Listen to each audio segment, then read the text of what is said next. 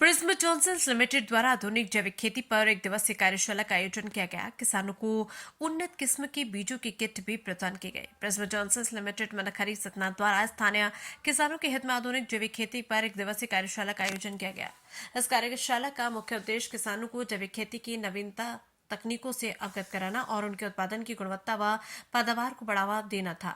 ये पहल prism Johnsons limited की सामाजिक उत्तरदायित्व के तहत की गई, जिससे किसानों को टिकाऊ और लाभकारी खेती के प्रति प्रेरित किया जा सके। इसके तहत आसपास के ग्रामों से 50 चयनित किसानों को आधुनिक कृषि पर आधारित एक दिवसीय आधुनिक जैविक कृषि पर आधारित प्रशिक्षण कार्यक्रम प्रशासनिक भवन प्रिज्म जॉनसन्स लिमिटेड में प्रदान किया गया। उपरोक्त आशय की जानकारी देते हुए प्रिज्म जॉनसन्स लिमिटेड के HUM CSR and public relation Devendra Mishra ने जानकारी देते हुए बताया कि कार्यक्रम में कृषि विशेषज्ञों ने जैविक खेती के विभिन्न पहलुओं पर चर्चा की और किसानों को प्रोत्साहित किया कि वे रासायनिक खेती से हटकर जैविक खेती को अपनाएं।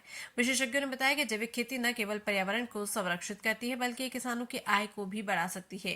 कार्यक्रम को संबोधित करते हुए आर.एन. खरे एसडीएम रामपुर बागलान ने कहा कि अधिक उत्पादन हेतु अंधाधुंध मात्रा में रासायनिक उर्वरकों के उपयोग से कैंसर जैसी बीमारियां बढ़ रही है, जिससे अब जैविक खेती करना अनिवार्य हो गया। कार्यक्रम की अध्यक्षता कर रहे प्रदीप दुबे सीओ जनपद पंचायत रामपुर बागलान ने सभी किसान भाइयों से जैविक कृषि को अपनाने की अपील की एवं इस प्रशिक्षण के लिए प्रिज्म जॉनसन्स की भूरी भूरी प्रशंसा की। Manish Kumar Sinha senior vice president HRM and corporate affairs ने कहा कि आसपास के क्षेत्रों से आधुनिक जैविक खेती को बढ़ावा दिया जाए, जिससे वातावरण एवं पारिस्थितिकी तंत्र को मजबूत करते हुए स्वास्थ्य एवं नवीनतम तकनीकों को अपनाकर गुणवत्ता युक्त पैदावार को बढ़ावा दिया जा सके। साथ ही साथ जैविक पोषण वाटिका हर घर लगाकर अपने लिए दैनिक उपयोग की जैविक सब्जी उत्पादित कर सके।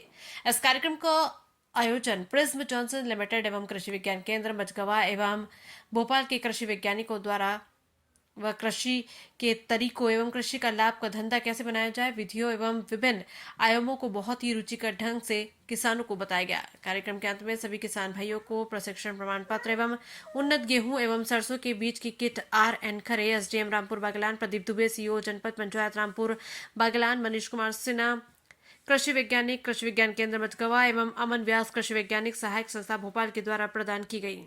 निकलता है वही एक खाद का अच्छा स्रोत हो सकता है। तो जैविक पोषण वाटिका की आपको इसलिए भी जरूरत है।